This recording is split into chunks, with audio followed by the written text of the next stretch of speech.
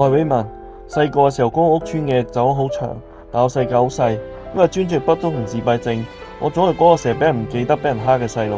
畢業之後見盡無數拒絕，我為自己冇未來。直到嗰一日，一封電郵打破咗沉默啦。嗰個專為殘疾人士尋找實習機會嘅機構，嗰刻我知道命運為我打開咗一扇窗，我嘅故事要改變啦。我唔擅長溝通，更唔識得同上司相處。但我冇放棄，喺大學時間透過機構爭取到領展和記港澳等大公司嘅實習機會，拼命參加學會同興趣班。我行得好慢，但我喺度向前走。我唔想再做呢一個被保護嘅人啊！我想成為一個可以被依靠嘅人。我想為其他人帶來價值，俾一啲同我一樣迷茫嘅人，透過我能夠得到幫助同力量。